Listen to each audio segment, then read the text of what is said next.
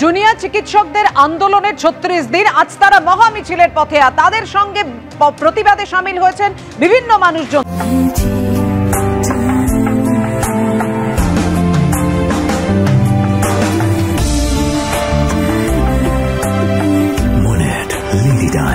French artistry in perfumes. Never let go. Dharmatala থেকে শ্যামবাজার, এই যে মিছিলের ছবি আপনারা দেখছেন, বিভিন্ন স্কুল ও কলেজের প্রাক্তনীরা রয়েছেন আর.জি. কর কাণ্ডের প্রতিবাদে। অর্ণব, দেখতে পাচ্ছি আমরা সেই ছবি।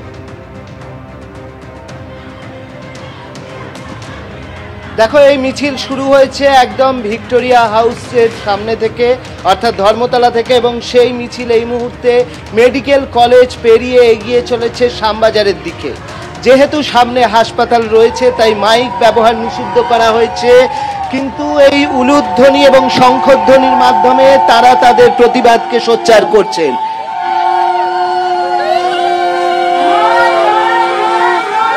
হাতে রয়েছে জাতীয় পতাকা, মুখে শঙ্খধ্বনি, সেই অভয় শঙ্খ বাজাতে বাজাতে তারা এগিয়ে চলেছেন। আপনার থেকে জানতে চাইবো যে এই শঙ্খধ্বনির মাধ্যমে কি বার্তা দিচ্ছেন, কি অভয় মাধ্যমে? আমাদের মাননীয়কে একটাই প্রশ্ন, উৎসব ভালো লাগছে তো? কি মাননীয়, আমাদের উৎসব ভালো লাগছে তো? অবশ্যই আমরা দেখতে পাচ্ছি এখানে আরো অনেক বয়স্ক মানুষরাও রয়েছেন। কি বলবেন? বারবার জুনিয়র ডাক্তারদের সঙ্গে বৈঠক, সে বৈঠক হচ্ছে না, কি চাইছেন সাধারণ মানুষ? একদম বিচ্ছিরি একটা অভিজ্ঞতা নিয়ে আমরা চলেছি, যেটা কাম্য নয়, যেটা কাম্য নয়। সবচেয়ে বড় কথা হলো কোনো একটা খুন বা ধর্ষণের ঘটনা এটা না, এটা হচ্ছে প্রাতিষ্ঠানিক পরিকল্পনা। এই প্রাতিষ্ঠানিক পরিকল্পনার বিরুদ্ধে আমরা ছাত্র সমাজ, প্রাক্তনীদের ছাত্র সমাজ আমরা গর্জে উঠেছি। অবশ্যই প্রাতিষ্ঠানিক এটা পরিকল্পনা করা হয়েছিল এমনটা অভিযোগ, এবং তার বিরুদ্ধে প্রাক্তনীরা তারা নেমেছেন। উলুধ্বনি, হাতে রয়েছে জাতীয় পতাকা, কোনো রাজনৈতিক পতাকা নয়, জাতীয় পতাকা নিয়ে মিছিল।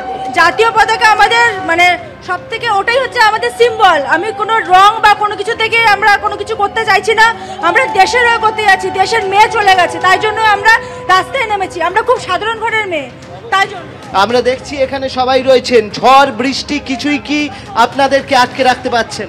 কখনো আটকে রাখতে পারবে না, আটকে রাখার কথাও না। যা ঘটে গেছে, যে দুর্ঘটনার সম্মুখীন হয়েছি আমরা, তা শুধু একার সাথে ঘটেনি। এটা একটা ইন্ডিভিজুয়ালের উপর ঘটা ঘটনা নয়, এটা সামগ্রিকভাবে সমস্ত মেয়েদের উপর ঘটা ঘটনা। তাই ঝড় হোক, বৃষ্টি হোক, জল, রোদ, যা কিছুই থাক না কেন, আমাদের আটকানো সম্ভব হবে। এই যে রাজ্য সরকারের সঙ্গে জুনিয়র ডাক্তারদের বারবার বৈঠক ব্যর্থ হচ্ছে, কি চাইছেন এই জায়গা থেকে সাধারণ মানুষ? বিচার চাইছি, সুবিচার চাইছি। কি বলবেন, কি চাইছেন? রাজ্য সরকার যদি সত্যি সদিচ্ছা থাকে তাহলে সেইভাবে ব্যবস্থা করুক, কারণ ওদের যে 5 দফা দাবি আছে সেটা যদি পরিপূর্ণ না হয় ওদের পক্ষে কাজ করা সত্যি খুব মুশকিল। কারণ আমরা প্রথম দিন থেকে দেখতে পাচ্ছি তিলোত্তমার ধর্ষিত হওয়ার পর, তার মৃত্যু হওয়ার পর থেকে পুরো ঘটনাটাকে কিভাবে অ্যাক্সেলারেট করা হচ্ছে। এবং সব থেকে বড় কথা, এভিডেন্স ট্যাম্পারিং হিসেবে যদি আমি বলি, সেই দিন রাতে পোস্টমর্টেম করাটাই সব থেকে বড় এভিডেন্স ট্যাম্পারিং।